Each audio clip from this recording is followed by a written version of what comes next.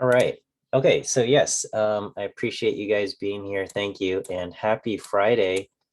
Um, this is it. This is our last, well, I guess Wednesday was our last formal lecture, and today's just like, our last time before the final exam. And so, and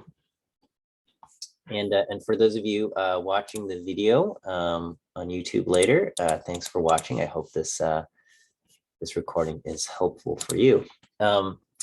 So I just posted a document on CCLE with a brief description. This document right here, description of what you can expect on the final exam. And again, just because of a kind of an odd thing with the schedule, with it being Labor Day on Monday, you still have to take quiz 5 this weekend. So don't forget, that will open up Saturday to Sunday, as it has, we've been doing weekend quizzes for the past however many weeks we've been doing this.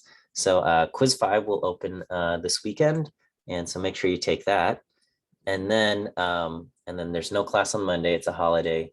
Um, and then we'll have the final exam on Wednesday. Okay. So the final exam will be taken on Gradescope, much like the quizzes. It's just longer. And so it's going to be a combination of multiple choice and kind of, short answer, basically you type in your number after you do some computation. The exam's 2 hours long. We'll take it from 4 to 6 on Wednesday, September 8th. It is synchronous. Okay, so everybody will take the exam at the same time. And so, some of you are in distant time zones, and I apologize that, for some of you, it might be, at some odd hour of the day. But this is kind of, this is the only one synchronous thing for the entire class that I'm kind of pushing here. Okay. Now, if, as far as I know, maybe only one student contacted me about a final exam conflict. They're taking another class during summer session, and there's a conflict. And so, I'll get that resolved. But, if there's some major conflict or something, let me know, and we'll try to set something up for you. But other than that, show up at 4 on Wednesday. Okay. You'll log in to Zoom for proctoring. And again, the proctoring is mostly to make sure that you're kind of working on alone, and you're not taking the exam with a friend or something like that. I ask that your cameras be on, but I won't be recording. And after you submit your exam, you can log off. This is kind of it always feels a little bit like a tiny bit invasive and whatnot, but at the same time, I feel like it's much less invasive than some of the other options for proctoring. Like, I don't know if you ever had to use like the Respondus, where it's like recording video of you the whole time or something. I wasn't comfortable with that, so we're not doing that. Just you'll be logged in with Zoom, and I'll just be sitting here. It's like so boring for me, but that's okay. I'll be here to via, just kind of sitting, waiting for somebody to ask a question via chat, and I'll be here to answer your questions if you have a question via chat. Okay, exam is open notes, open book. You can use a calculator. You can use R as a calculator. I think that's fine. I think it's pretty clear, no talking or talking with other students, communicating with other students about the exam during the exam. I don't think this is going to be an issue, but there have been stories and reports of things like this happening, where people would post questions from the exam onto a site like Chegg, or, someplace online, and hoping. And apparently you can put like a bounty. You can say, like, if you answer this question, I'll pay you however much money or something. And, that obviously that's cheating, and you can't do that. So I will make it also very clear, you cannot do that. Okay. The exact length, exactly how many questions will be on the exam, that's still a little bit to be decided. I'm going through and tweaking a few things, but this is kind of the idea that I have. There's going to be maybe about 5 to 10 theoretic or conceptual questions. These conceptual questions will cover things like hypotheses, like what is the p-value, like what is the meaning of the p-value, right? What's the definition of the p-value or the meaning of the p-value in this context? What's the meaning of alpha or beta, type 1 or type 2 error in the context of the problems? What about the confidence levels, interpretations of these different things? I've got a few examples of the kinds of conceptual questions that I'll ask on the final. Of course, they are not going to be the same questions that show up on the final, but they'll be kind of, in that realm here, okay? I'll also have a section of about 5 questions where I will ask, what is the appropriate, hypothesis test or statistical method that we should use for a given scenario? So I'll present, a description of some data that was collected and how the data is saved and things like that. And you'll look at, you'll say, oh, and for this data, we should use a chi-squared test, or for this data, we should use a one-way ANOVA or something like that, okay? There's not going to be any section to upload your Scratch work. It'll just kind of, all the questions will be weighted evenly, and you'll just take the quiz or take the exam, okay? And, okay. So after the theoretic questions and which test we should use, you'll have a handful of questions, maybe 20 to 25 questions or so, covering just different statistical inference methods that, and I think this is formatted sort of like the quiz, but not exactly the same. And this is kind of just a list of all of the different methods that we've covered. Now, for a 2-hour exam, I cannot put all of these things on the 2-hour exam, okay? So you should study all of them, but, please don't be upset with me and you'll say like, I studied this topic and you didn't even put it on the exam. That's just how the nature of exams go, right? Like I can't fit it. Well, I mean, I could fit everything on this, but then the exam will be too long for 2 hours. So not all of these topics will show up on the exam, but be prepared for any of these topics to show up on the exam, okay? There's a question, can you use a separate computer or an iPad if your notes are on it? Yeah, that's fine, okay? You can use an iPad or, whatever, you got another laptop with your notes. That's fine. My recommendation, okay, even though the exam is open note and like you can have all of my notes, I strongly recommend that you create maybe a few handwritten sheets of notes, maybe like three handwritten sheets of notes. And I would suggest not too much more than that, covering kind of these different topics, at least that you see here, kind of summarizing the big points, maybe even and like an annotation that says, look at this lecture on these pages if you need more details or something like that. Just because I've got, I don't know how many lectures there are, probably like 9 or 10 of these PDFs. And each of these PDFs are like, well, some of them are like 70 pages long or something like that, right? So you don't want to be flipping through 10 different PDF files, each of them, 70 pages, or, I mean, some of them are a lot shorter, but you don't want to have to be juggling all of these different PDF files during the exam. So my suggestion, have a few notes prepared and things like that. Just, well, however you study is up to you, but that's my recommendation. Okay, so anyway, these are the topics that we've covered. So we covered confidence intervals for mu, that's just based on one sample. Confidence intervals for, this difference mu1 minus mu2 based on 2 samples. We have the t-test for 2 independent samples. We have the Wilcoxon-Mann-Whitney test, which is a non-parametric test for 2 independent samples. We have the t-test for paired samples. We have the sign test for paired samples. We have the signed rank test for paired samples. We also have a confidence interval for the population proportion P based on the Wilson adjusted proportion, which is given by the symbol P tilde. Sounds like I'm like reading these things and I'm like, this is just a bunch of gibberish that's coming out of my mouth. But this is actual stuff we've done.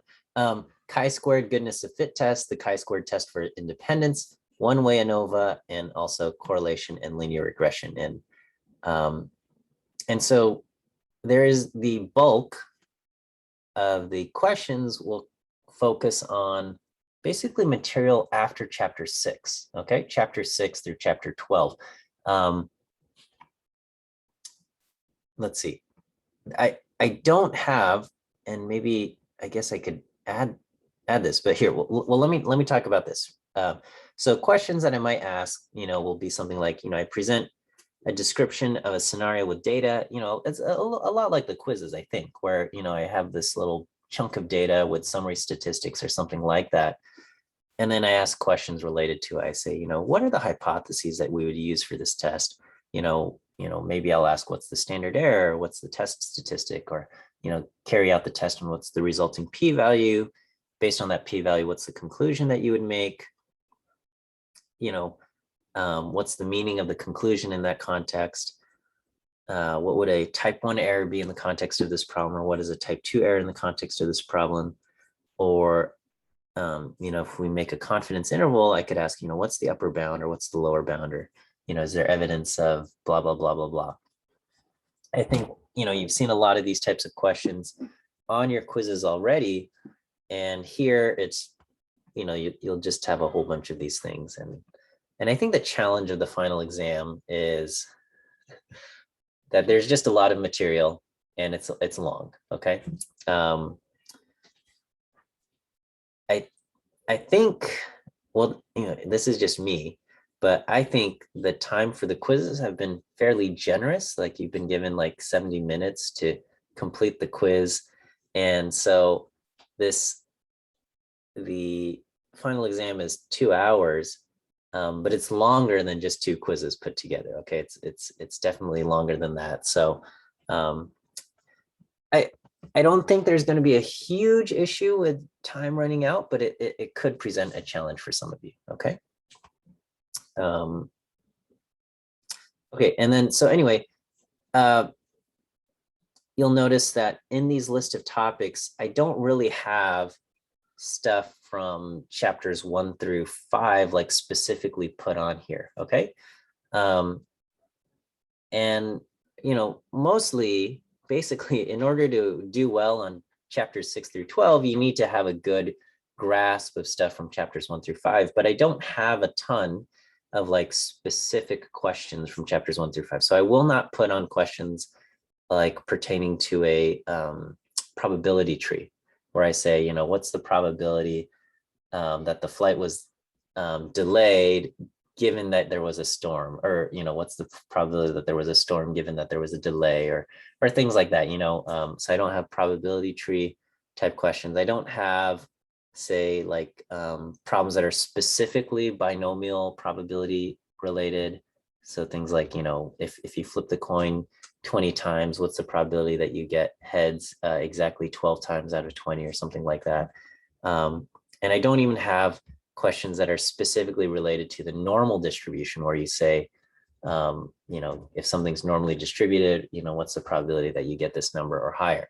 I don't even have that, but obviously you need to be comfortable working with these different probability distributions and things like that in order to do some of these hypothesis tests and things like that. Okay. Are there any questions regarding at least the description of what to expect on the final exam?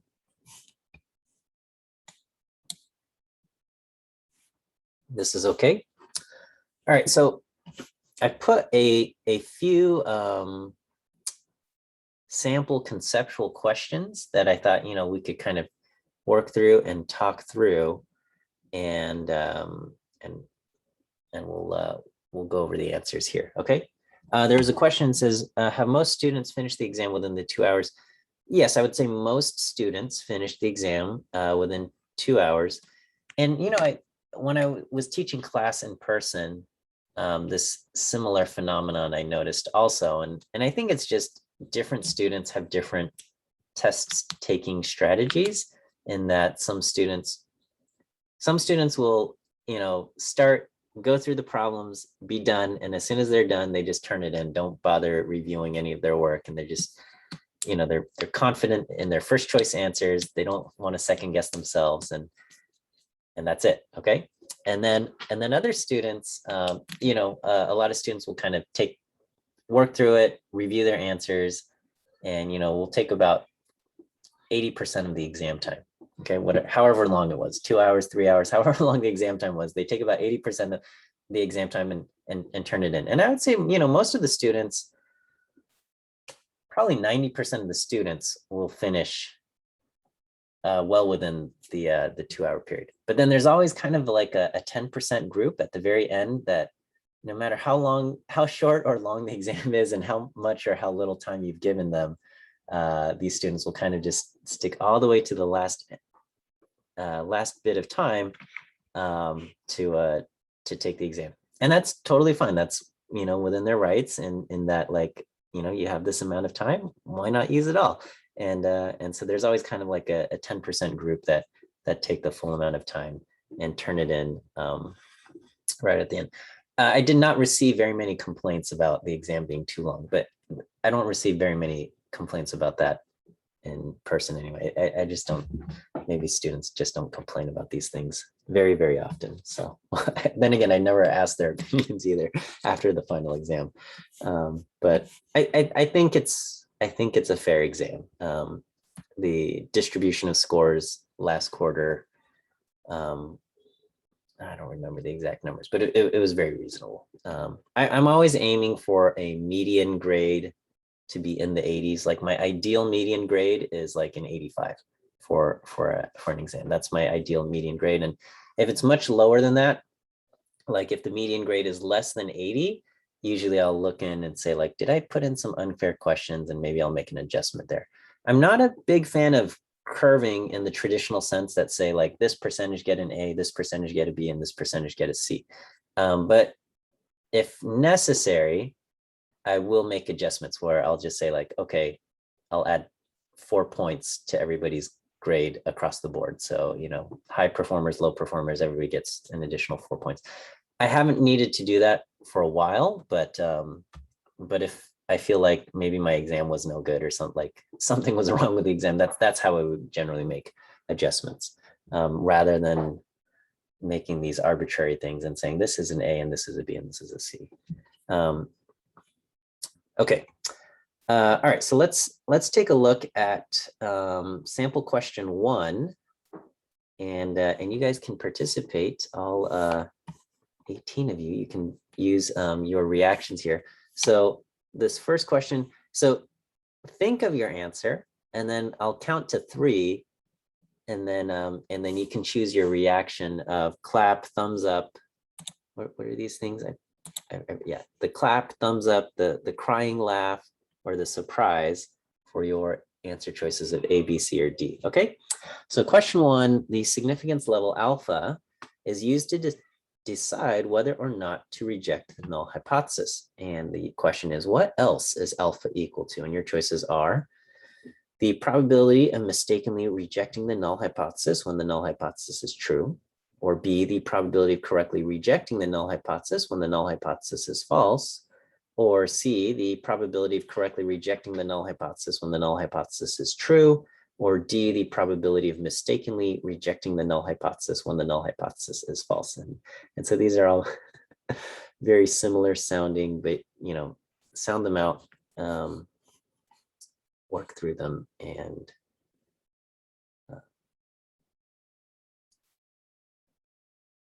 then when I count to 3, we'll give our answers. Okay. Are you guys ready to give me your answers? Okay, so on 3, pick your answers. Ready? 1, 2, 3, and pick your reactions. Okay, all right. Oh, it's like 100%. Everybody's getting clap, and that is correct. Alpha is equal to the probability of a false positive, and false positive is this, mistakenly rejecting the null when the null hypothesis is true. Okay, so that's great. Okay, and again, you're not going to see these exact same questions on the final exam. These are just a little bit of a taste of maybe what the questions might be like. And, I did have a student complain that, like, my sample questions were way easier than the ones that showed up on the final. And It's not my intention for it to be that way, but I don't know what, I don't know. So sometimes that happens, right? Okay. Question 2, imagine a criminal court case with the following hypotheses. The null hypothesis is that the defendant is innocent. The alternative is that the defendant is guilty. And based on the way the American justice system has been created, and not to say that this is always, well, there's, okay. Well, the question is, would we want a large alpha or a small alpha? Okay. Would we want a large alpha or a small alpha? Okay. And so A is type 2 error is worse than the type 1 error. So we would want a large alpha. B is the type 2 error is worse than the type 1 error. So we want a small alpha. C is the type 1 error is worse than the type 2. So we want a large alpha. Or D, the type 1 error is worse than the type 2 error. So we want a small alpha.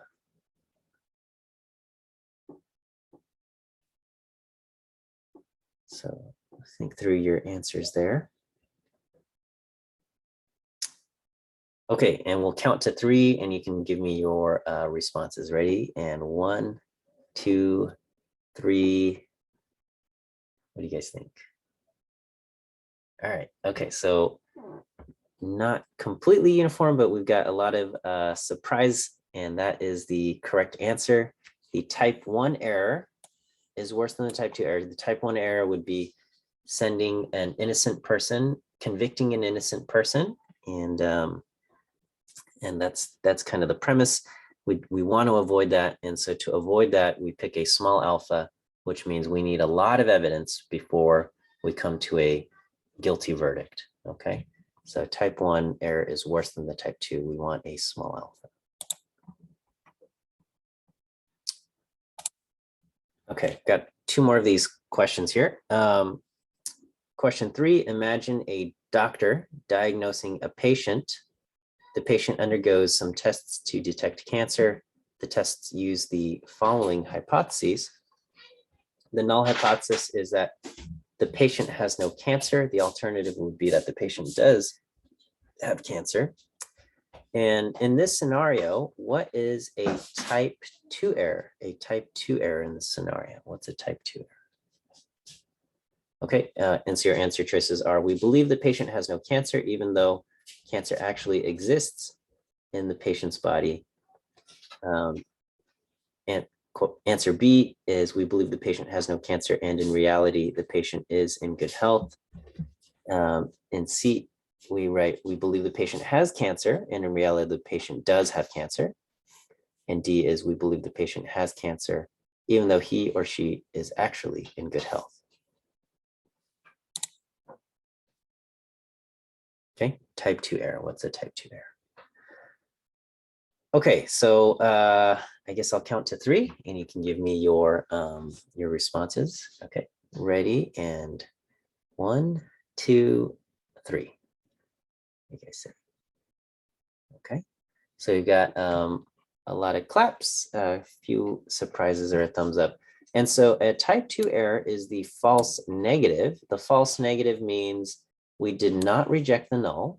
So we believe that the null is true, but in reality, it's false. We should have rejected it. All right, that's the false negative. So the answer choice is A, indeed, that we believe the patient has no cancer. That's our conclusion, not to reject the null. But in reality, we should have rejected it. And so A is the correct answer. Okay, and then last one of these sample questions. I have question 4. A researcher conducts a hypothesis test with a non-directional, a 2-sided test, and calculates the p-value. If the researcher had decided to do a hypothesis test with the same data, but used a directional alternative, how would the resulting p-value compare? So we're taking the same data, doing the same test, except instead of a non-directional alternative, we're using a directional one, okay? So your answer choices will be that the p-value of the 1-sided test would be smaller than the p-value of the 2-sided test. We have the p-value of the 1-sided test would be larger than the p-value of the 2-sided test. C is it would depend on the direction of the alternative hypothesis. The p-value, resulting p-value of the one-sided test could be smaller or larger. Or D, the entire test would need to be done again to find the p-value. All right, so go ahead and think about that for a moment.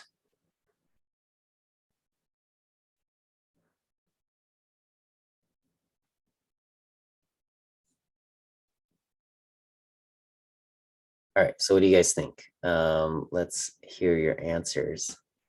So on 3, 1, 2, 3. What do you guys think?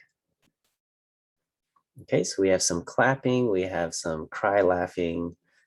And the answer is C. It would depend on the direction of the alternative hypothesis. A lot of students think that the one-sided test would be smaller than the p-value of the two-sided test. And this is true in many cases if the directionality lines up, the directionality of the one-sided test lines up with the directionality of the data. But in some cases, it is possible where the directionality of the data do not line up with the directionality of the alternative. And so the answer is that it depends on the alternative hypothesis. So, for example, if the alternative says, group A has a larger mean than group B, but then when you calculate the sample means of your data, it turns out that group A has a smaller sample mean than group B, right? So the alternative says group A has a larger mean than group B. But then when you calculate the summary statistics, the mean of A is less than the mean of B. Well, in that case, you're going to have no evidence to support the alternative that group A has a larger mean than group B, right? And if you have no evidence to support the alternative, your p-value is just naturally going to be larger than alpha. And in fact, it's going to be larger than 0.5. So in those cases, sometimes the data do not align with the directionality of the alternative. And in those cases, the p-value would end up being larger if it's a one-sided test. Now, if the direction of the data do line up with the direction of the alternative, then the p-value of the one-sided test indeed would be smaller. It's generally 1/2 that of the two-sided alternative if the directionality does line up with the data. But that's not guaranteed, and there's no mention of that in the description. Okay. All right, and I think I've written the answers here. So if you're just reading the notes and stuff, the answers along with their descriptions are here. And that's that. That's the description of the final exam with a handful of practice conceptual questions there. Okay. Any other questions before I get into, I don't know, I guess the review part of today's lecture? And again, I want this review session to be useful for you guys. And so if you have any specific questions from anything throughout the course, I'm happy to field those questions as well.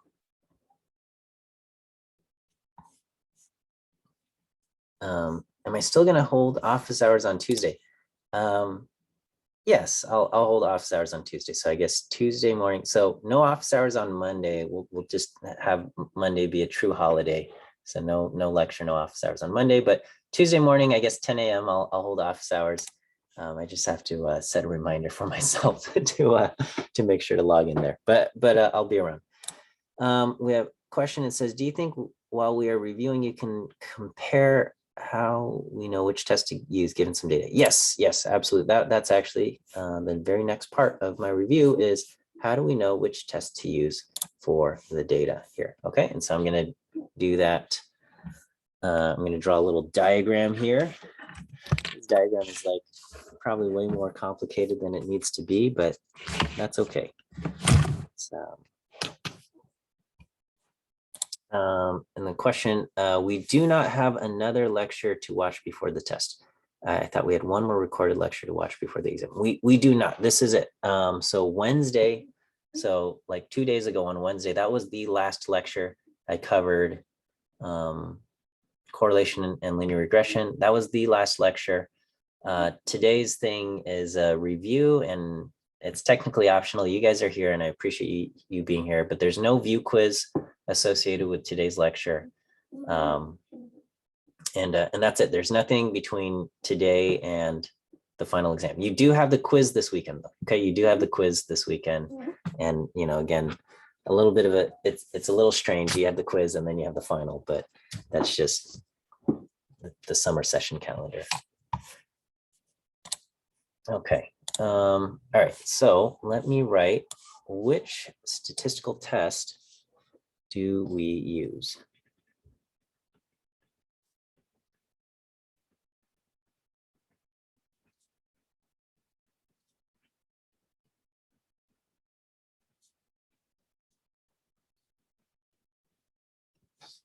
Okay. And this is actually, I cannot claim credit for this. This is a simplified version of figure 13.1.1 in the textbook.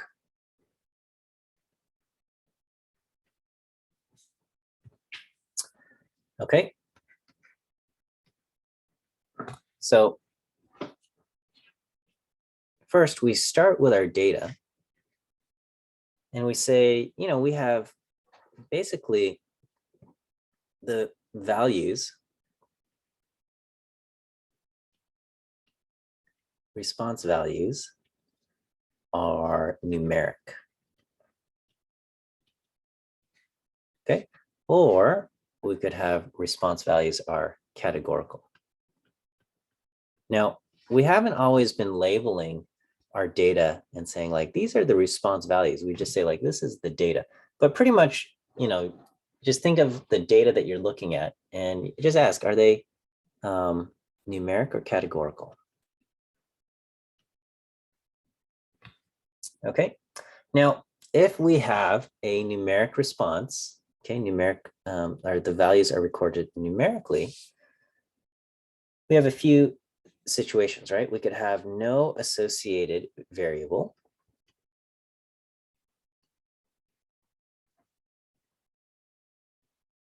Or I guess we can technically write there's no predictor variable.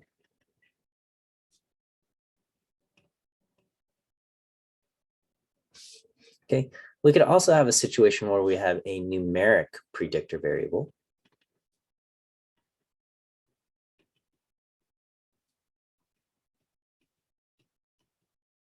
Okay, or we could have what we consider a,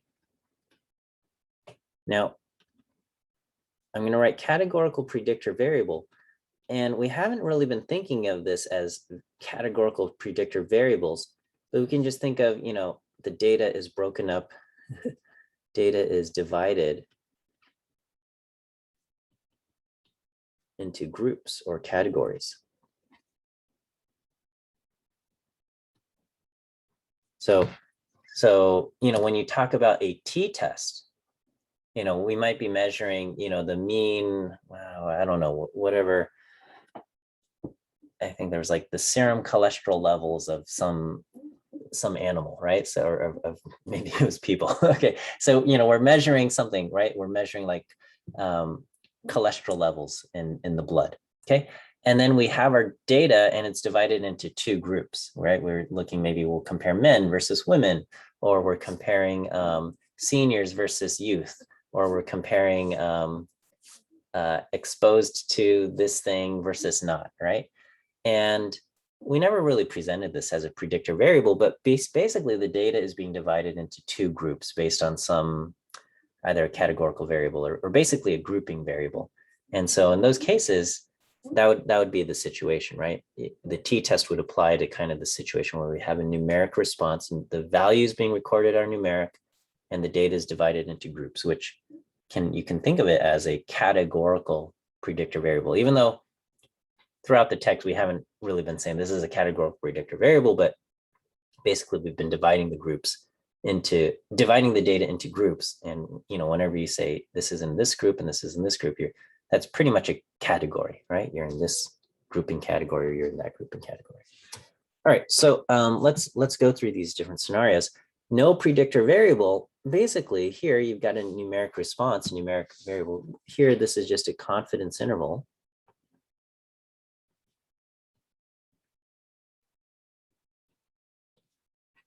For the mean mu, okay? Confidence interval for mu. If we have a numeric predictor variable, this is, we can make scatter plots. We can measure correlation. We can do linear regression. So this is all of the stuff that we just learned a couple days ago from chapter 12. Right. And here we've spent a lot of time in this scenario. We have our values are numeric. We're splitting the data into groups, or we're using a categorical predictor variable. Okay. And so first, we'll say there's only two groups. All right, we've got lots of scenarios dealing with that. And then we'll have 2+ groups. All right, 2 or more groups. This will lead us, basically all of the groups have to be independent. We don't have a situation for 2 or more groups with dependent or paired data, but we're going to say independent groups. And for this, we use one-way ANOVA. And that we covered on Monday. That was chapter 11. I feel like Monday feels so long ago. Like when we covered ANOVA, that I don't know, in my brain, it feels like that was a long time ago, but that was 4 days ago. Okay, so when we have only 2 groups, we have a couple scenarios. We have independent groups.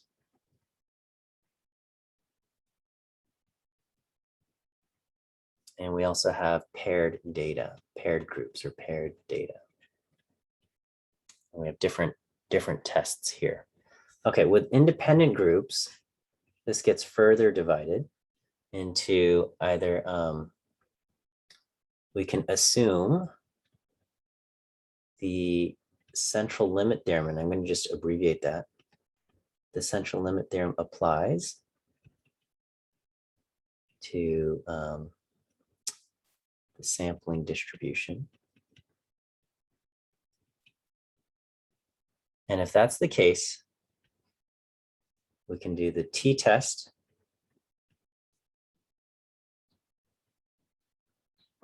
for independent groups.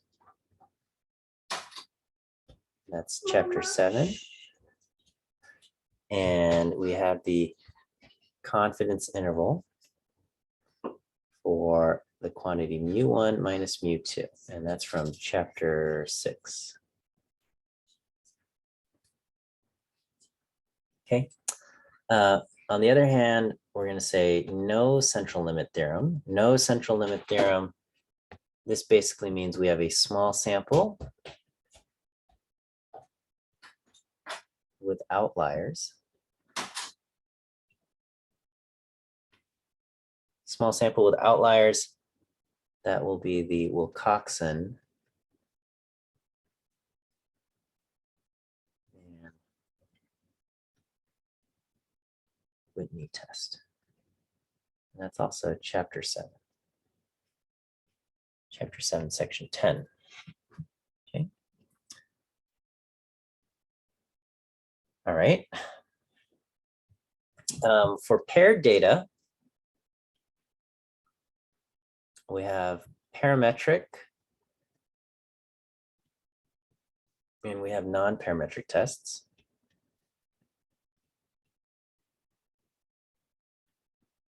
Parametric, we have the paired t-test.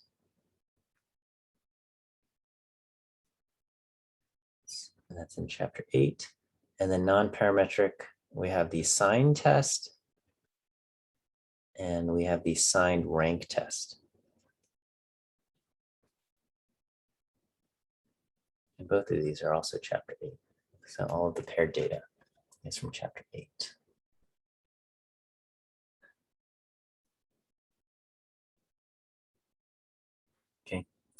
And so I think, again, even though we haven't been presenting a lot of these scenarios as using a categorical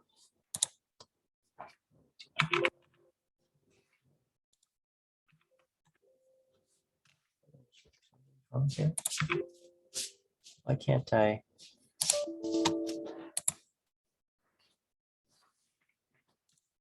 Rename this.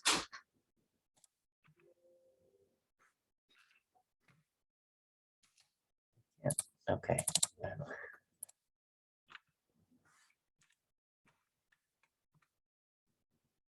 Oh, something's wrong with my keyboard. Oh dear.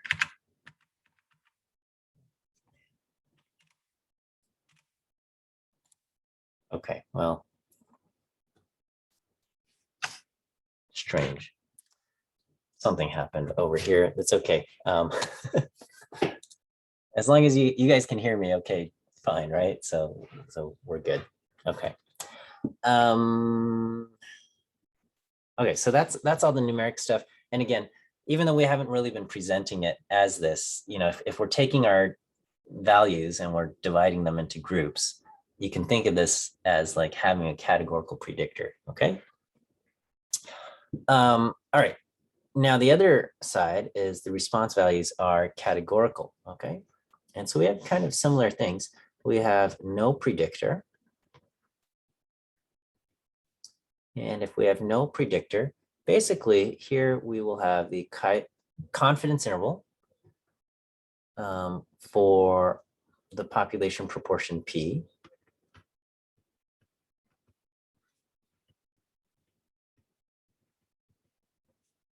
Okay, and this is if there's basically a dichotomous variable.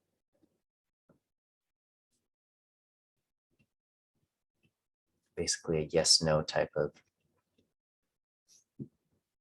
variable. Okay, we also have the chi-squared goodness of fit test.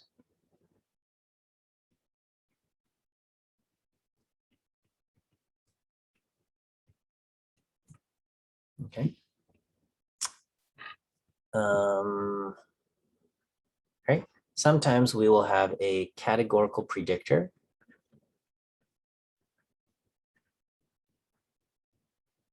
And again, you can think of this as the data is divided in groups.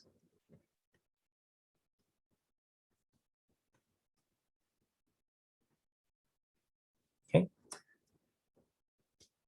And this would be the chi-squared. Excuse me.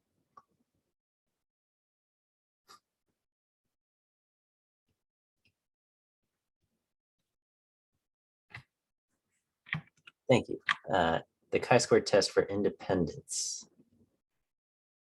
All right, chi-squared test for independence. Okay, so chi-squared goodness of fit test, this is chapter 9, and chi-squared test for independence was chapter 10. Okay, now technically, you could have this scenario where you have a numeric predictor variable. We did not cover this in the class, okay? And so I'll just write not covered in class.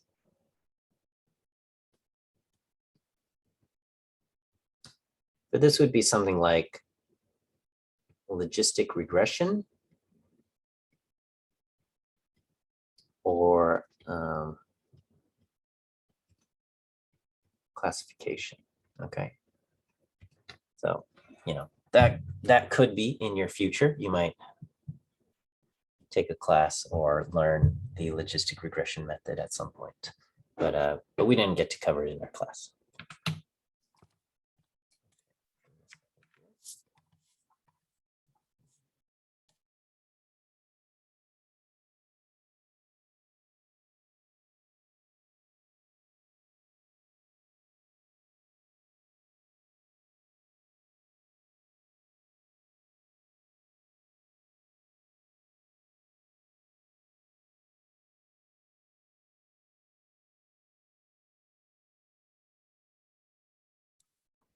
Okay.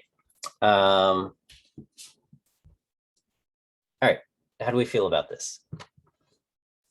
Okay, we'll do a few examples in a moment here. So what do we mean by predictor variables? So, when we were talking about, like, when we did correlation and linear regression, it was very clear. Like, you have the X variable and you have the Y variable, you have a numeric predictor variable, you have a numeric response variable. And so that's what we have. But in a lot of these other scenarios, such as, pretty much chapter 7 and 8, 6, 7, 8, and chapter 11, the variables that we were looking at, they were all kind of numeric, right? We were looking at, I can't think of the examples that we talked about, but there's like cholesterol levels and creatine levels and, I don't know, blood pressure or whatever, some kind of numeric response. But then we didn't really present it as a predictor variable, but we often said, is there a difference between the mean of group 1 and the mean of group 2? Okay, the mean of group 1 and the mean of group 2. And if you think about that, how do we separate these things into group 1 and group 2? Well, there's technically another variable. It's which group are you in, right? Are you in the group for received the medication versus the group that received the placebo? Okay, and so that's technically a variable. That's a categorical variable. Which treatment did you receive? You received the medication or you received the placebo? And even though we didn't present it as a predictor variable, it is technically a predictor variable because it's dividing the data into groups. Okay, same thing with a kind of a categorical response. We said, the response was, does somebody drive a truck? Yes or no, right? Does somebody drive a pickup truck? And then we separated them into groups. These are people from California versus people from Texas. Okay, and so that variable that separates, this group, California, and the other group, Texas, that's technically a predictor variable. Okay, even though we might not think of it as a predictor, but we're using that variable, which state somebody is from, as a way to kind of inform us on, the probability that they drive a truck. They're more likely to drive a truck or they're less likely to drive a truck. Okay. Okay. For this next bit, what I wanted to do was I wanted to kind of create a, maybe a couple of pages just going over all of the hypotheses that we have for all of the different tests. So we've covered a whole bunch of tests, and every single one of these tests have kind of their own hypotheses, and they're all similar, but they're distinct enough that that I think we need to talk about these. Okay. So hypotheses.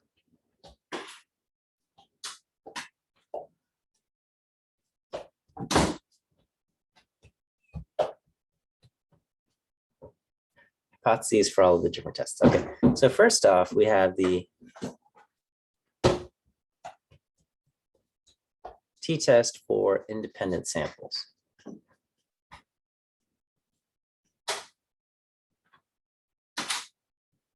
Okay, and for independent samples, that means sample 1 and sample 2 are unrelated.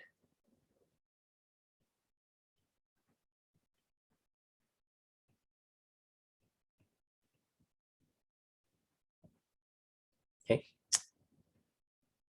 The null hypothesis is that mu1 is equal to mu2. Okay, this can also be written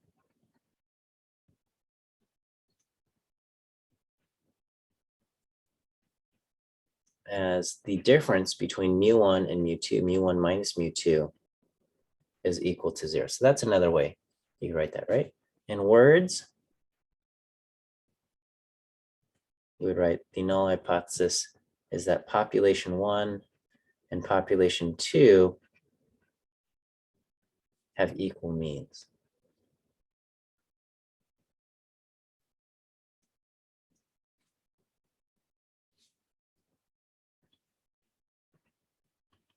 The alternative hypothesis will be that mu1 does not equal mu2, or you can have mu1 is greater than mu2, or mu1 is less mu2, okay? Also, you can also write mu1 minus mu2 equals 0, or mu1 minus mu2 is greater than 0, etc.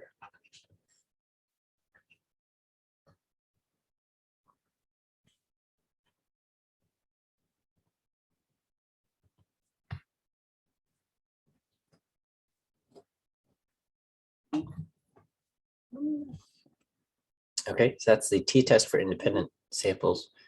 Also for independent samples, we have the Wilcoxon-Mann-Whitney test.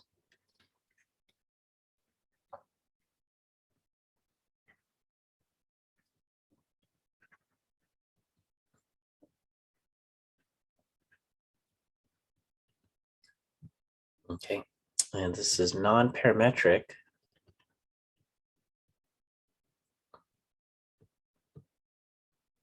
And you'll have, there's no reference to the mean.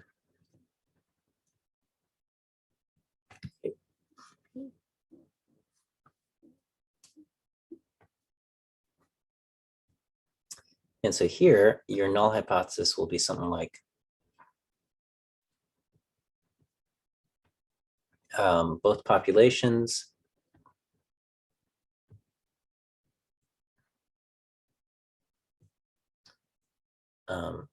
have distributions that produce similar values.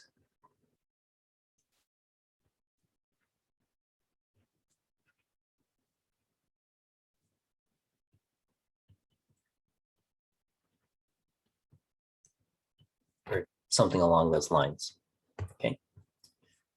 A non-directional alternative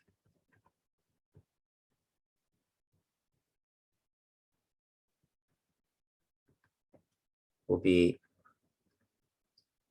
one of the populations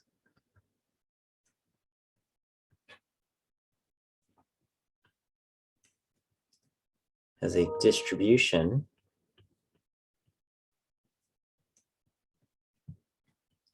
that is shifted higher.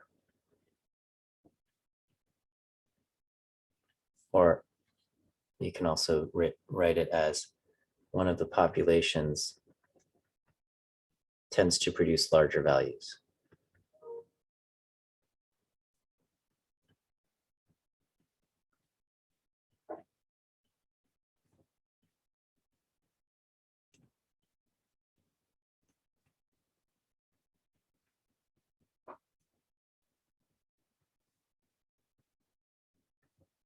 Okay. A directional alternative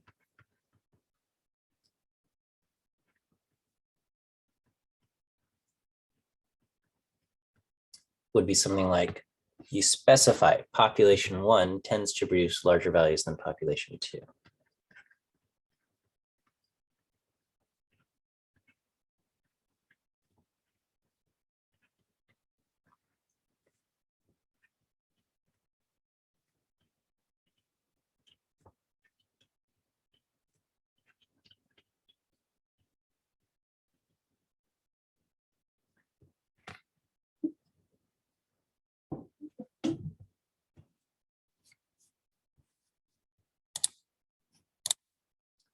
Okay.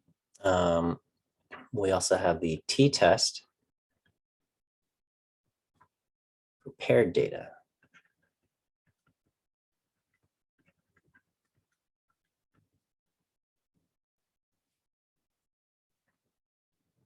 So here we look only at the difference.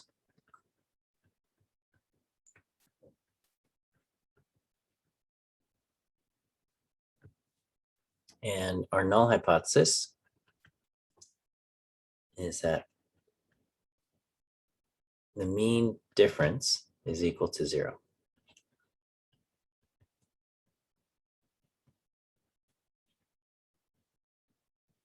Population mean difference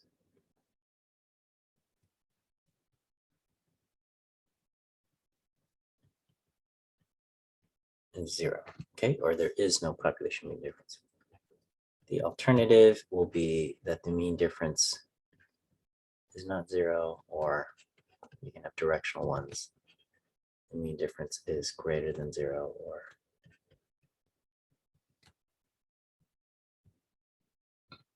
the mean difference is less than 0.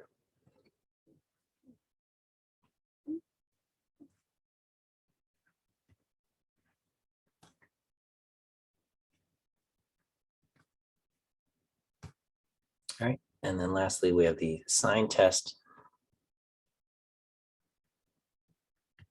for paired data. Not lastly on this page. We have the sign test for paired data. The null hypothesis will be something along the lines of the differences basically between y1, the first group and the second group are just as likely to be positive as they are to be negative.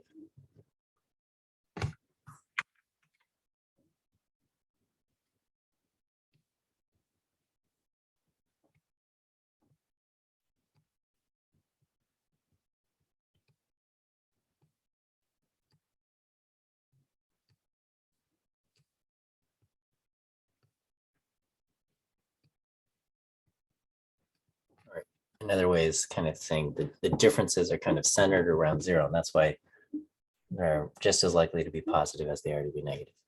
You can have a non-directional alternative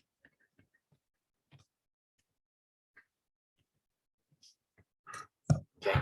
The differences are not centered around 0, and they are more likely to be of one sign.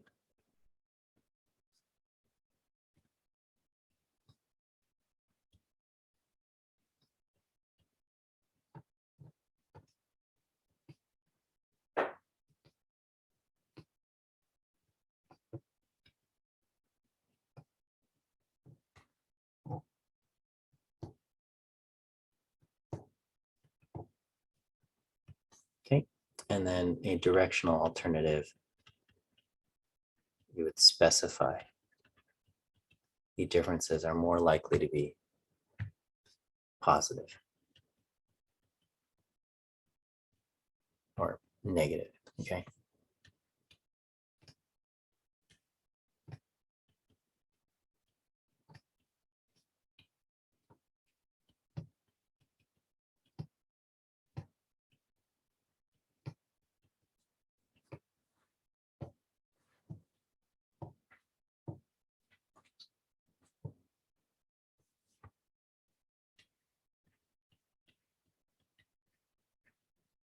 So that's one of the possible directional alternatives, and you can have a directional alternative going in the opposite direction.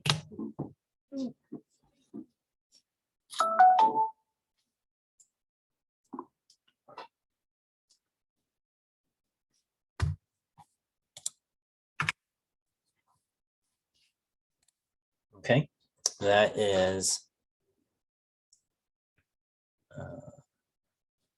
that's one test, one set of hypotheses. Okay, we got more hypotheses. We have the Wilcoxon sign rank test.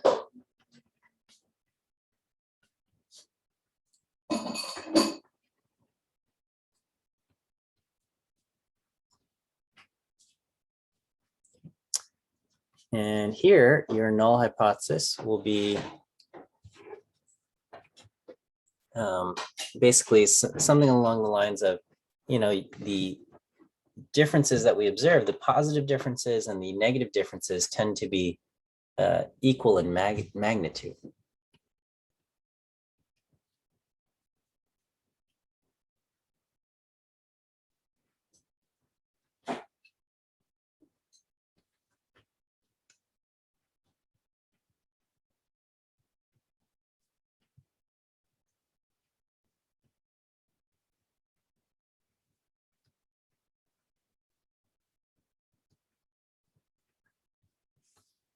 The non-directional alternative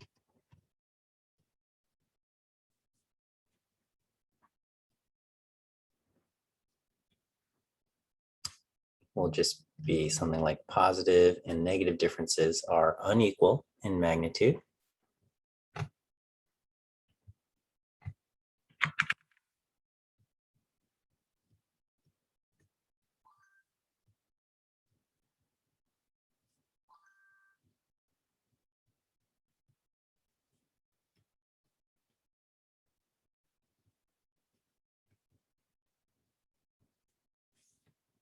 Okay, you can have a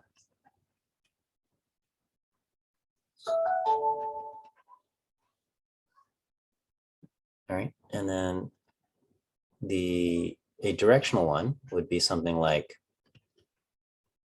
positive differences tend to have a greater magnitude than negative differences.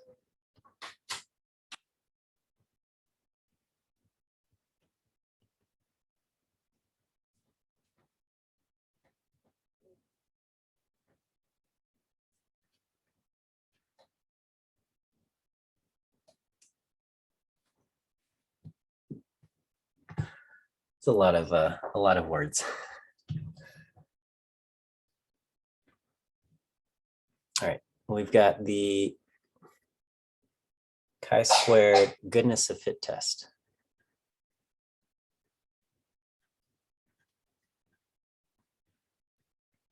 Okay, and basically here, your null hypothesis is a list of probabilities.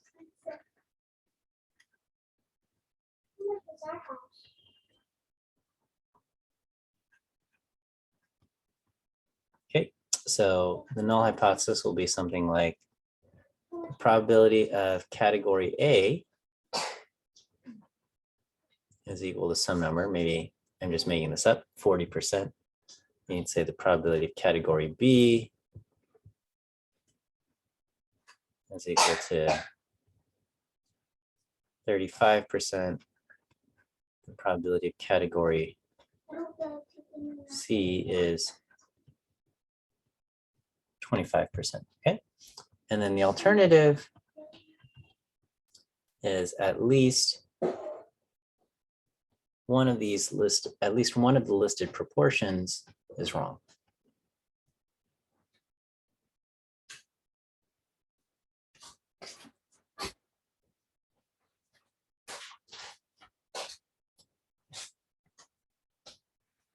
Okay.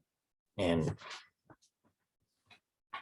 if there's more than two categories, it's always non-directional.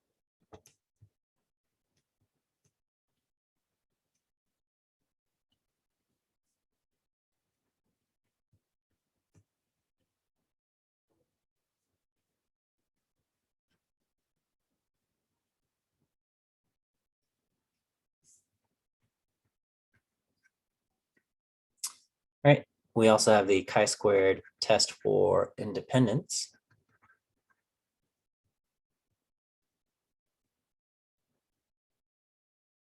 And there, basically, the null hypothesis is A and B are independent.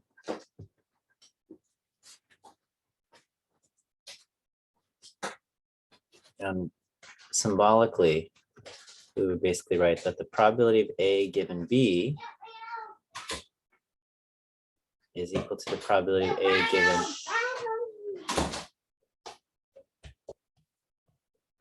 given not B. Sorry. Apparently, the Nintendo Switch ran out of batteries. So it's a crisis when you're a child.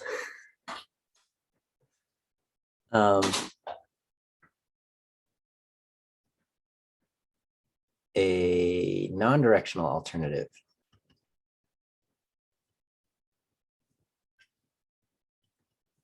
A and B are not independent.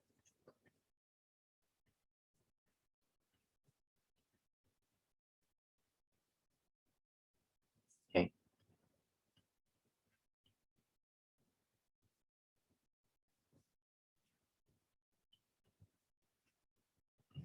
Probability of A given B is not equal. Probability of A given. Okay. And then directional basically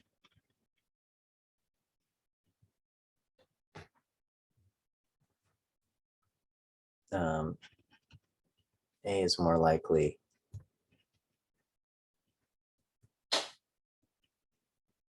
if we know B is true. That would be something like probability of A given B is greater than the probability of A given not B.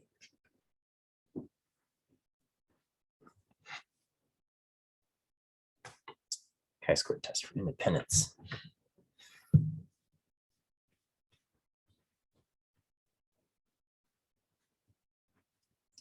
Okay, we have one-way ANOVA. Null hypothesis, the mean of group 1 is equal to the mean of group 2, equal to the mean of group 3. The alternative, at least one mean is different.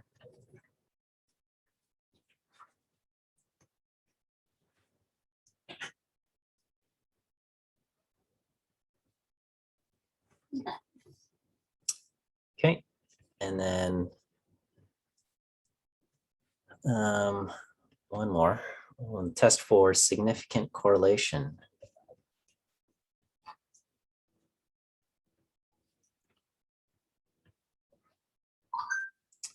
Okay, the null hypothesis will be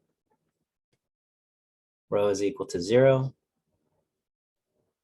or that there is no correlation between X and Y in the population.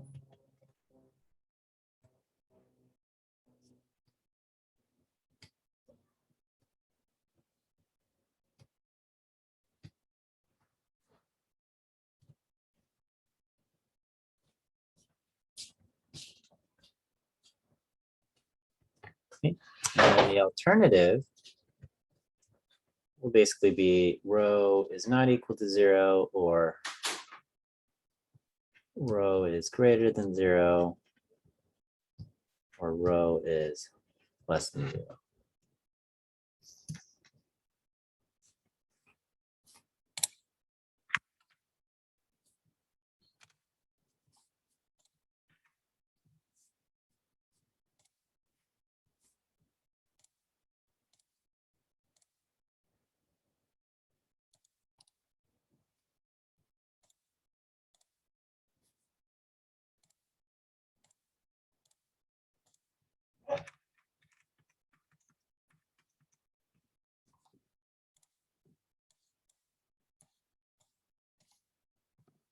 Okay.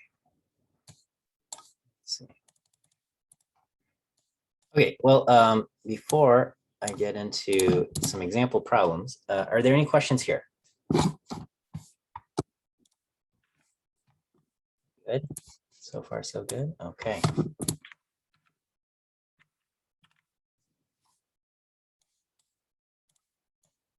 All right, let's take a look at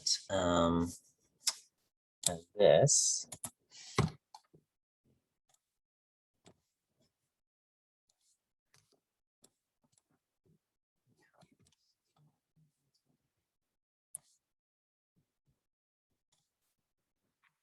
This problem here. Okay, it says researchers conducted a randomized double-blind clinical trial in which some patients with schizophrenia were given the drug clozapine and others were given haloperidol. After 1 year, 61 of 163 patients in the clozapine group showed clinically important improvement in symptoms, compared with 51 out of 159 in the haloperidol group. It says identify the type of statistical method that is appropriate for these data, but do not actually conduct the analysis. We will do actually conduct the analysis. So we'll go ahead and at least get started on it. So what do you guys think? Reading this description of the problem, what do you think is the appropriate statistical method? What is the variable that we're looking at, and how is it recorded? And then is our data split into something, or are we using another variable for prediction? What do you guys think? Well, and whatever you think, you can just throw it in the chat.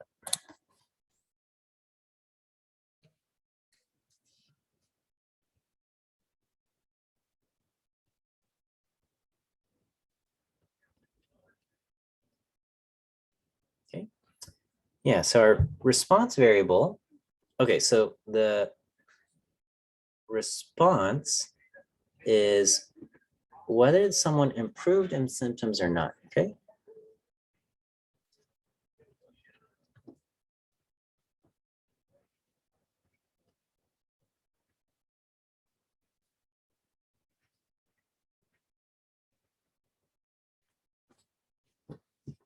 Okay, so that's a categorical, okay? Improvement in symptoms, yes or no. This is going to be categorical.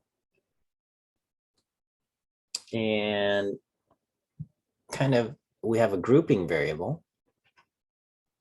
All right, and that's also categorical. And that's which drug? We have clozapine versus haloperidol. Okay, so the test to use is the chi-square test for independence.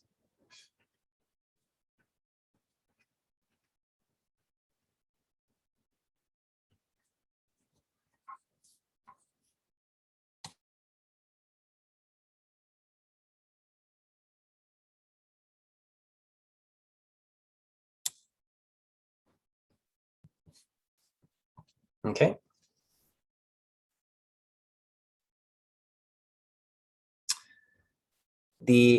So the null hypothesis is basically independent, right?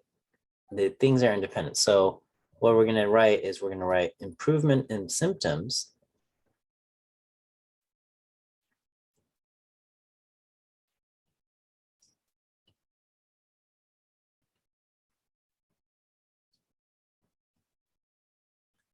is independent of drug type. Okay, and so we can write it like this. We can write probability of improvement is given one drug is the same as the probability of improvement given the other drug.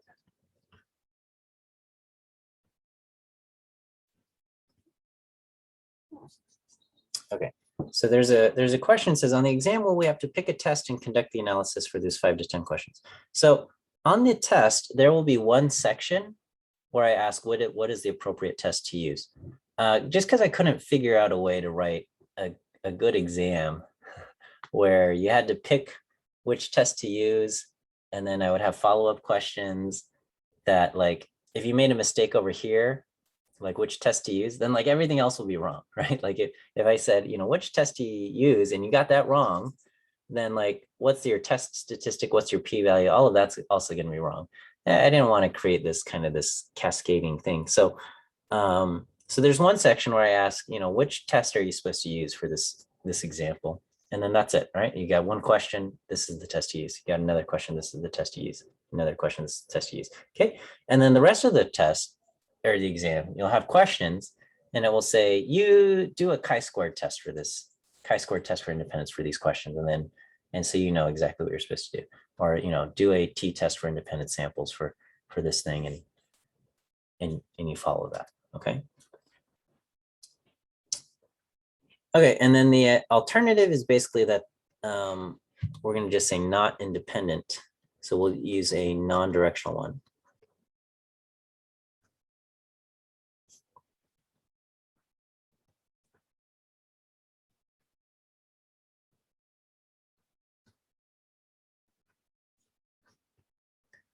And so I'm going to write probability of improvement given clozapine is not the same as the probability of improvement given the other drug, haloperidol.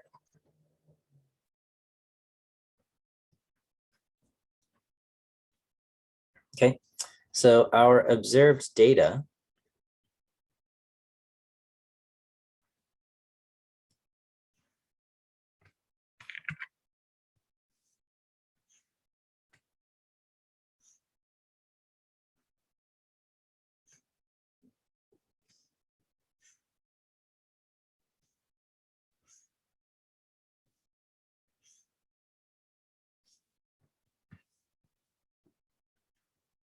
So these will be the two drugs. And then this will be improve, no improvement. Okay. And the numbers here, it says 61 patients out of 163 and 51 out of 159. Okay. The other numbers we can figure out. Okay. So here I would have to have 102. Here I would need to have 108. Here I would add up these two numbers. I get 112. Here I get 210 and 322 there.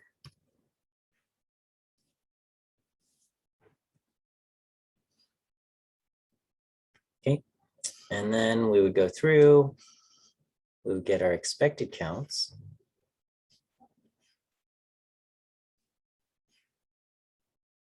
Okay, so this time, copy over the margins.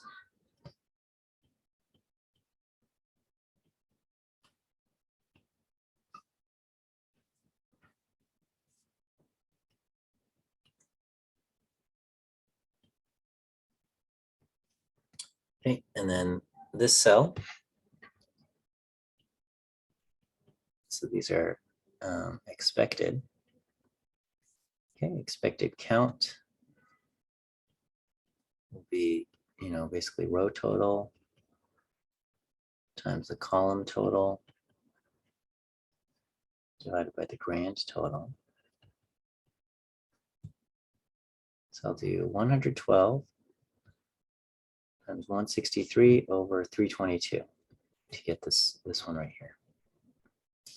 All right, so this comes out to be 56.7. All right, and then so the rest will fill in. So this is going to be 55.3. This will be 106.3, 103.7.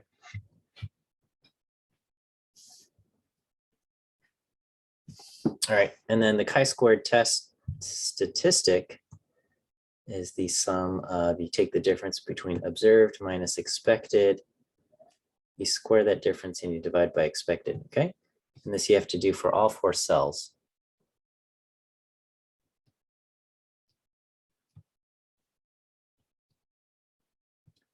Okay, and then so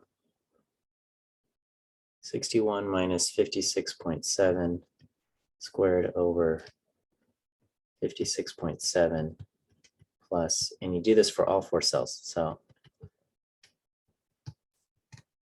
I've already done this work. And so if you do that, your chi-squared test statistic is going to be 1.013. And you look this up with 1 degree of freedom. Okay.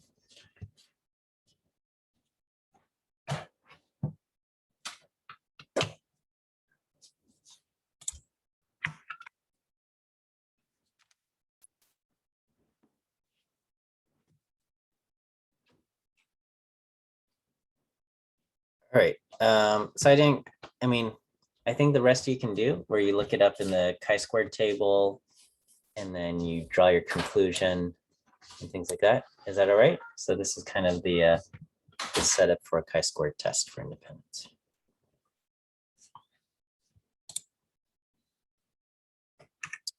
Okay. Let's take a look at another problem here.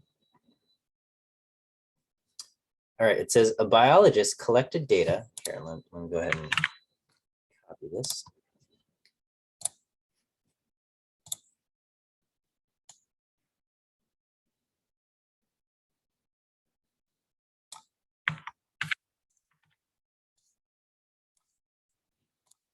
Okay, so it says a biologist collected data on the height in inches and peak expiratory flow, PEF, a measure of how much air a person can expire measured in liters per minute for 10 women. And here are the data. Subject 1 has a height of 63 and a PEF of 410, so on and so forth, 10 people. Is PEF related to height? Identify the type of statistical method that is appropriate for the data in this question, but don't actually conduct the analysis. We'll actually do it, okay? But do you actually conduct the analysis? Okay, well, what method would we use here?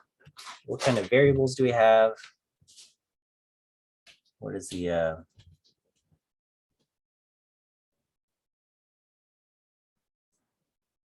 what do you guys say? Okay.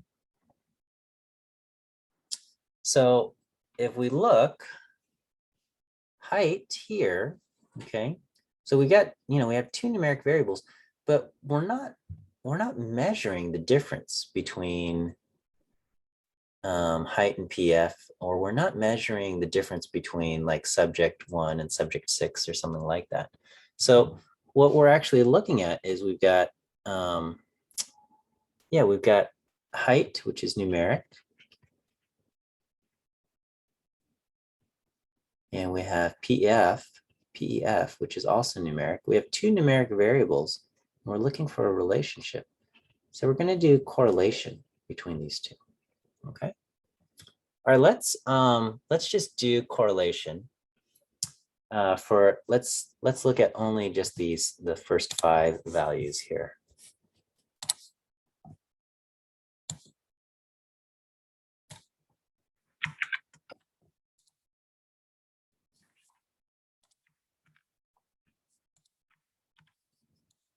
All right, so we'll calculate correlation for the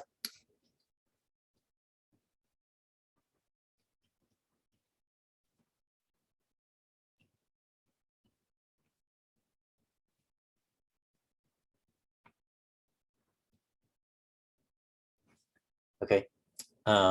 Does the women in the question stand for anything?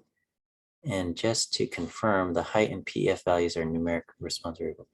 Yeah, so it's as far as our analysis goes, it's irrelevant. The gender of our participants is irrelevant. We're not kind of comparing women with men or anything like that. It's just saying, you got 10 people, they happen to be women. I mean, perhaps we did a study with also men or something, but they're not included in the data that we're seeing. So the gender of the people in our experiment is actually irrelevant as far as our analysis goes. Okay, so we will say height is X, PEF is Y, and let me just kind of extend this. All right, now we can calculate X bar, the mean. You just take the mean of these numbers and you will get 64.2. And the mean of Y, if you take the mean of these 5 numbers, is 430, okay? And then the standard deviation of X, okay? So this turns out to be 1.304, and the standard deviation of Y is 62.048. Now, if you recall, the definition for the standard deviation is the sum of yi minus y bar over n minus 1. You can also use r. So if I wanted to, so I've already done the work prior, but let me just show you. If you needed to calculate the standard deviation of a set of numbers. So we're going to do, let's say we want to calculate the standard deviation of these 5 women's PEF numbers. Okay, I'm going to say y. So we're going to combine these values: 410, 440, 450, 510, 40. Okay, and then I would just ask standard deviation of y, and this is basically the value that I get, right? So here,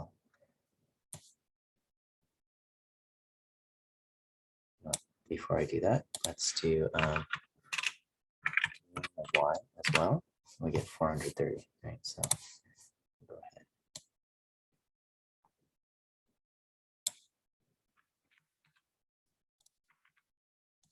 if you wanted to know where I got these numbers from. Okay. Question. It says, when a question asks if A is related to B, is that a sure sign that it's asking you to do a correlation analysis? It's not, right? So you can have, is A related to B, and it could be a chi-square test for independence, right? It could be asking, is, you know, A related to B if A and B are both categorical.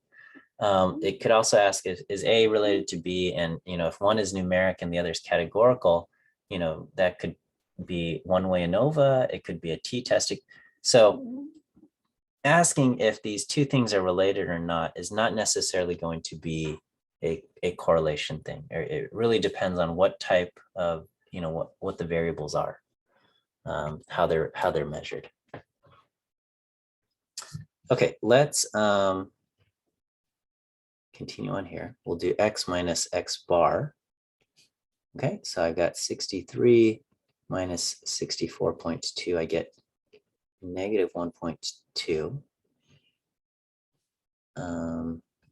The next one I'll also get negative 1.2. 66 minus 64.2 gives me 1.8. 65 minus 64.2 gives me 0.8. And then 64 minus 64.2 gives me negative 0.2. Okay, and then I've got y minus y bar, 410 minus 430, negative 20, 440 minus 430, positive 10, 450 minus 430 is positive 20, 510 minus 430, positive 80, and 340 minus 430, negative 90. Okay, and the product, x minus x bar times y minus y bar. Oh, just so we remember, r is 1 over n minus 1, 1 over standard deviation of x, 1 over the standard deviation of y times the sum product of x minus x bar, y minus y bar. Okay, so negative 1.2, negative 1t is 24. This is negative 12. This is 36. This is 64. This is 18. This all adds up to, the sum is 130. So the correlation is 1 over 4, 1 over 1.304 times 1 over 62.048 times 130. And I get 0.4017. That's my correlation.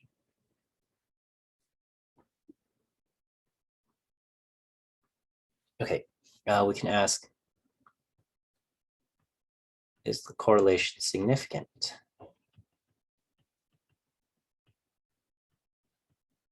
Okay, in this case, our null hypothesis will be rho equals 0. The alternative, it just asks,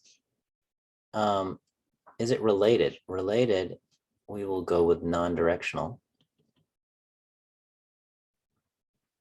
Okay, if it said, do taller people have greater PEF, then we would have a directional alternative. But here it's just asking, are they related? So we're going to have rho equal to 0 versus rho not equal to 0. Our test statistic will be t is equal to r times the square root of n minus 2 divided by 1 minus r squared. So we got 0.4017 square root of 5 minus 2, 3 on the numerator, 1 minus 0.4017 squared. So this, I get a test statistic of 0.7598. according to the work I've done earlier. And so we would look this up.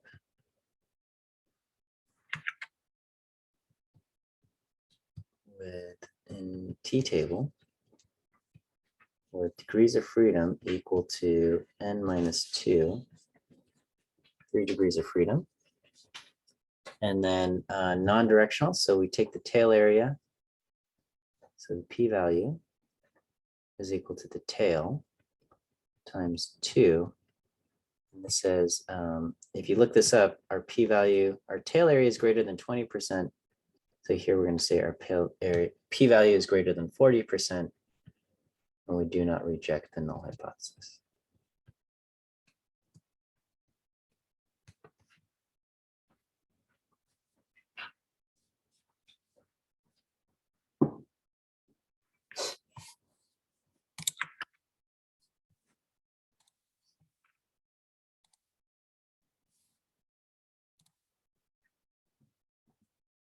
Okay, is that all right? And again, here I'm just doing the first 5 because we could do it for all 10, but it would just become really tedious. And I didn't want to do that. Let's take a look at this question, okay? It says, consider the data of exercise 13.2.3. It says, Maria is 1 inch taller than Annika.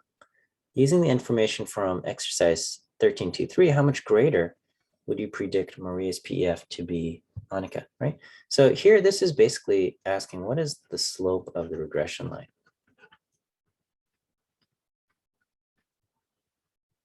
Okay, so the slope is given by this formula, r times the standard deviation y divided by the standard deviation of x.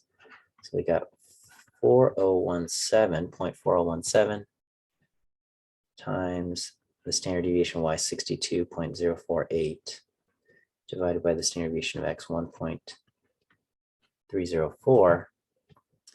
I get the slope equal to 19.11. And basically the interpretation is, and again, when we think of the slope, we can't just say like, oh, what if we make this person 1 inch taller, right? We can't do that, right? You can't just say, oh, what if we make a person 1 inch taller? It doesn't work that way, but we can talk about comparing 2 people, right? So if we say, if Maria is 1 inch taller than Annika, we predict Maria's PEF to be, 19.11 liters per minute greater than Annika's PEF. Okay, and that would be the interpretation of the slope for that thing. Here, we would not have an interpretation for the intercept. We could do the calculation, get the intercept, and we would have a regression line, but there's no meaning to the intercept here because the intercept is would be our prediction if the x height was 0, and you can't have a person with a height of 0. It's not possible. Okay, maybe we'll just take a quick look at a couple more problems here. So we have a question. It says, even if the 2 variables are found to not have a correlation, we can still, yeah. So, so it's not that we didn't have correlation. We did have a correlation. It's just that correlation was not significant. It didn't, when we did the test for significant correlation, it wasn't found to be statistically significant. But you can still fit a regression line, and you can still kind of use it as such. It's just, perhaps we're getting ahead of ourselves because the correlation might not be significant at all. So the answer is you can still do it, but it may or may not be right. So based on the 5 observations, if we wanted to fit a regression line, that's what we would get. That would be our prediction, but you know, it may or may not be actually significant. Okay, let's take a look at this problem here, 13.2.5.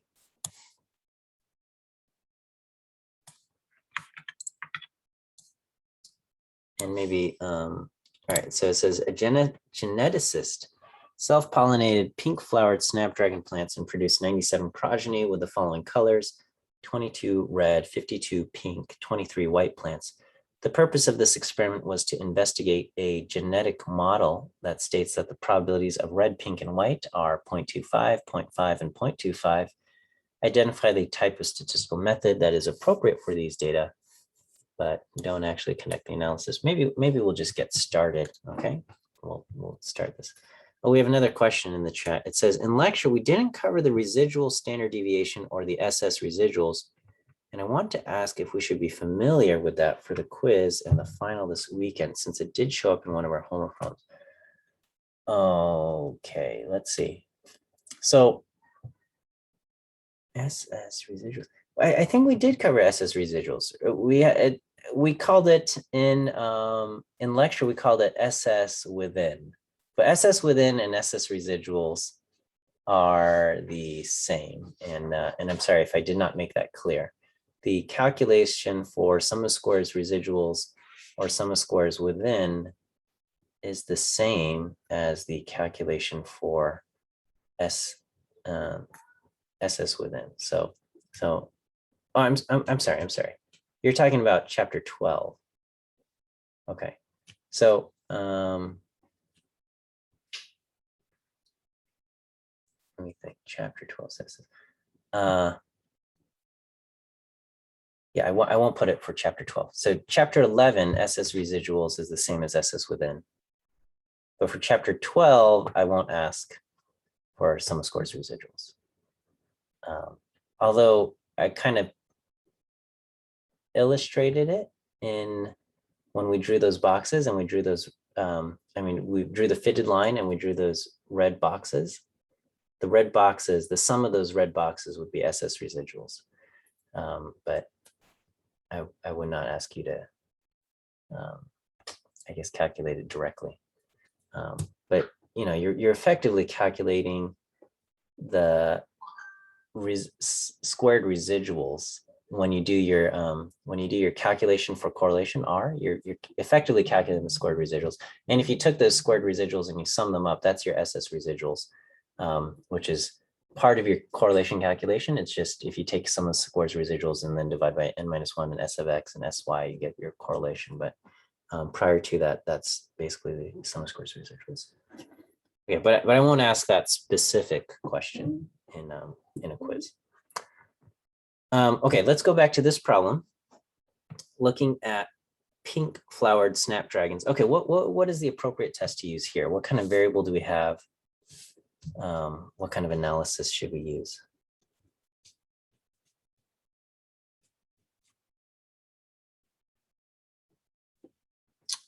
Yeah, we have a categorical variable and we would do the chi-squared goodness of fit, okay? All right, you guys are getting the hang of this, all right? And so, you know, your null hypothesis here would be that the probability of red is 0.25, the probability of pink, because we're basically looking at these numbers here, is 0.5, the probability of white is 0.25, and the alternative is at least one is wrong. Okay, and so our observed, you know, for the different categories, we have red, pink, white. We saw 22 red, 52 pink, 23 white, okay? So in total, we have 97, okay? The expected, we would do 97 times 0.25. We get 24.25. Here we would have double that, 48.5. And here we'll have 24.25. So this is 97 times 0.5. Okay, and then I don't feel like going through this, but our chi-squared statistic would be the difference between the observed and expected squared over expected. Okay, I think you guys got the rest. All right, let's do, that was a terrible one. Let's take a look at another problem here.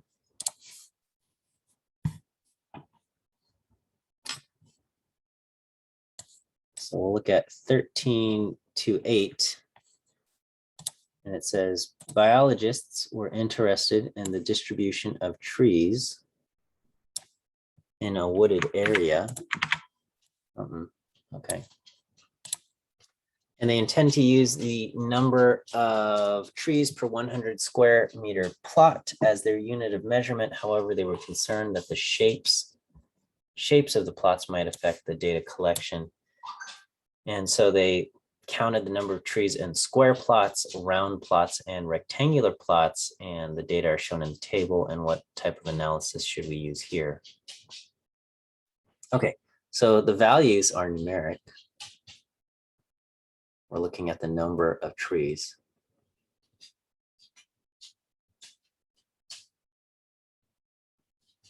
But we've got basically 3 groups.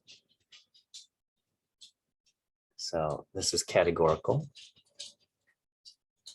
3 groups. So we're going to use one-way ANOVA. Okay. And your null hypothesis would be something like the mean for square is the same as the mean for round, and it's the same for mean for rectangle. The alternative is at least one is different.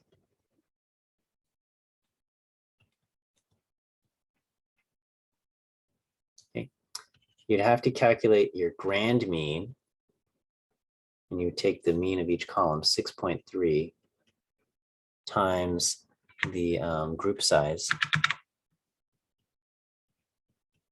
And here, technically, because all 3 groups have the same observations, or they all have 13 observations, the 13s will all cancel out. But in general, it's good practice to, you need to make sure you weight them accordingly. But here, because all 3 groups are the exact same size, you could take the mean of the means and you would end up getting the same answer. But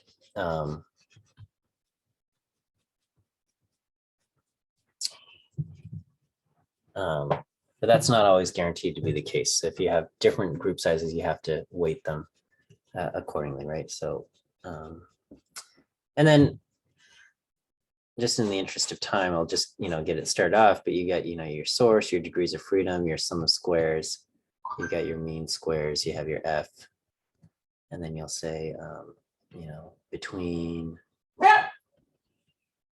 within, you have 2, a total of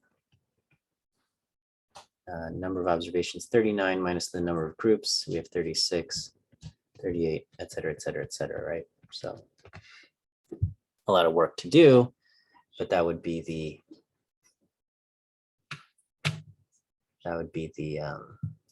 at least the start for that problem.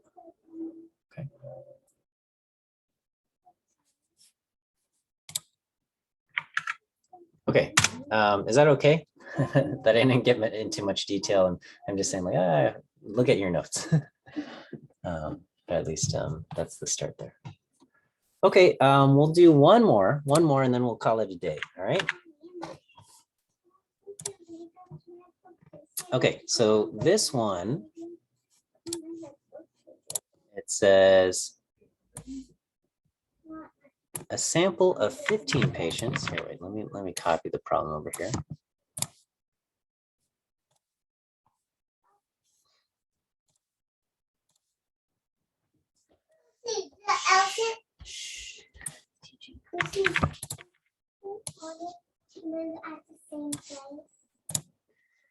Okay. It says a sample of 15 patients were randomly split into two groups as part of a double-blind experiment to compare two pain relievers.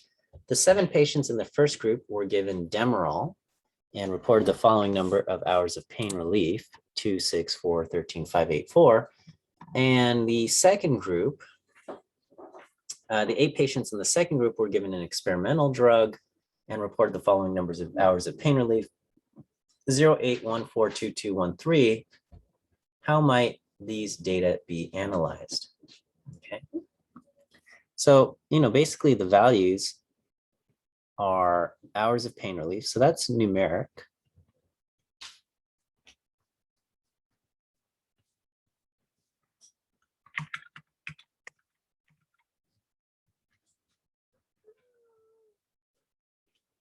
And then we have divided into groups, and that's either they were given which drug, Demerol versus experimental drug. So that's categorical. And the two groups are independent. They are not paired. They can't be paired because first of all, they're different sizes. You got 7 over here and 8. So they certainly cannot be paired. But even if they were of the same size, there's no indication that the observations in one sample are linked to the observations in the other sample. Okay. And so the question comes down to, can we use the central limit theorem? Okay. And our sample sizes are small.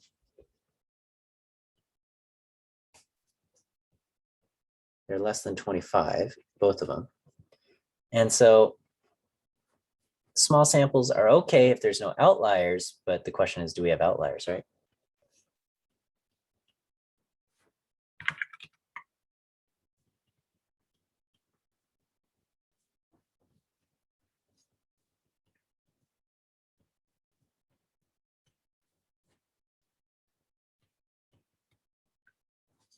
Okay.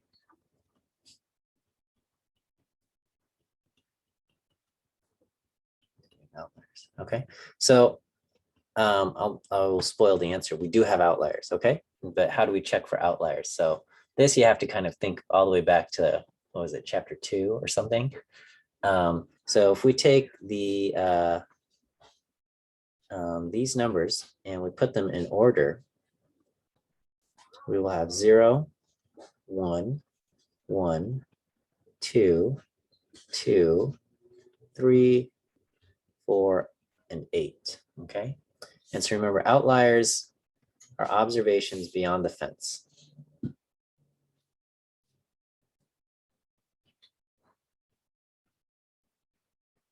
Okay, so if we look at this, our median is 2.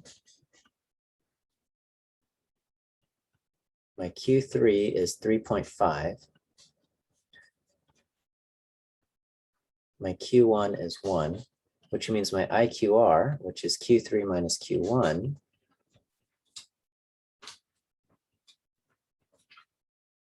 my IQR is 2.5. Okay. So the fences, we have the upper fence. And this, again, this is way back from chapter 2. You have Q3 plus 1.5 times the IQR. So you've got 3.5 times 1.5 times 2.5. This ends up being 7.25. The lower fence is Q1 minus 1.5 times the IQR. So you're going to have 1 minus, this is a plus over here, 1 minus 1.5 times 2.5. That gives me negative 2.75. Okay, so 8 is an outlier. 8 is an outlier. Okay, so outliers present means we should use the Wilcoxon-Mann-Whitney test.